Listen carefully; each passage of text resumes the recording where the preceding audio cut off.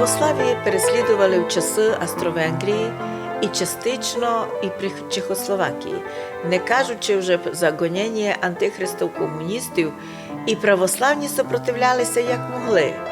Як се нині не спасати від нібито демократичних, но вражо настроєних проти церкви нових комсомольців-соросят? Да, повторяєте моє слово, комсомольці-соросята.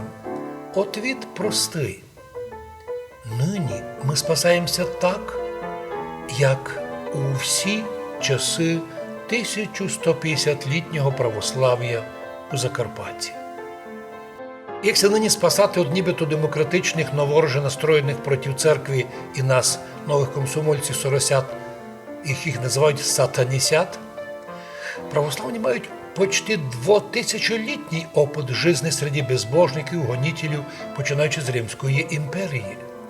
І наші люди прожили тяжкі часи в Австро-Венгрії, де публічно ізбивали православних. Помним, 100 років назад судили православних русинів за те, що не стали православними, і судили їх, думайтеся, хоч мадярські прокурори, мадярські судді, но доносчики були уніатські священники і уніатські люди.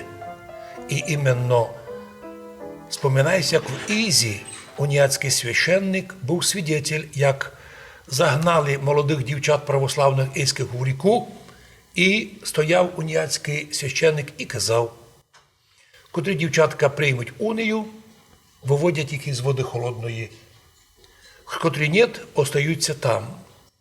Ми запечатліли цей злочин уніатів на одну з ікон у нашому соборі. Як побили одну з тих дівчат до смерті, думали, що вже вмерла, хотіли її просто викинути на сміття, потім покликали родичів, а вона оказалася іще жива, і її вивели із того стану. Вона впоследстві стала ігуменем Мукачівського жіночого монастиря. Так і збивали і тих людей на Марамор-Сегетському процесі.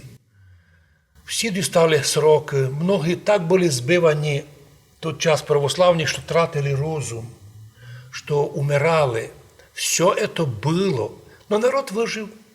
І ми віримо, які би ся гоніння не починали в Україні, деякі з них пов'язують із тим, що Байден став вже президентом, я думаю, що ні.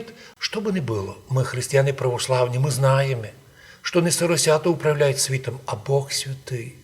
Що глава церкви Христос, котрий легко може одним мановенням попалити всіх наших ворогів, но нас оберігає в тій мірі, в якій з вірою ми совершаємо свій духовний подвиг.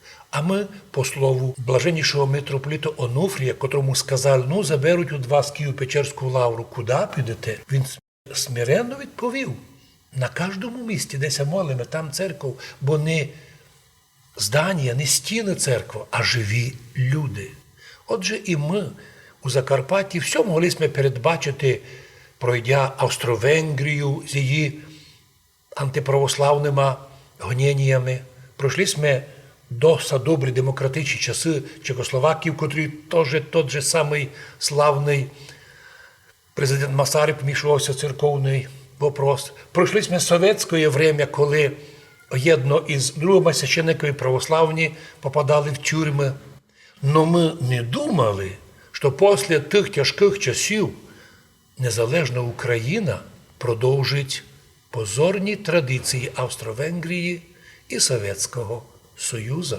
Гоніння на людей по релігійному признаку, що строго-настрого заборонено Конституцією. Махнули на Конституцію. Не є ніяких законів. На жаль, що Європа осліпла і глухла, коли дивиться на такі злочини. Но ми християни.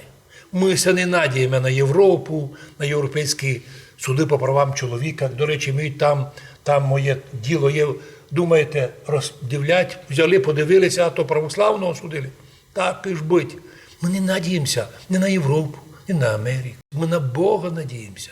Бо сила наша во Христі Ісусі, а потому любі гонення для нас не новшество і не страх. Хоча ми все казали, ми шкодуємо тих нових гонителів, котрі під видом демократії соросят готові убивати. Готові убивати. Записують на сайт Миротворець, як об'являє этим людей злочинцями. Світ возлі лежить, сказано в Євангелії, а ми тепер видимо, вся наша держава возлі лежить, причому не зі сторони народу, а зі сторони новоспеченої, такої чиновничої армії, зловредної, голодної і антиправославної.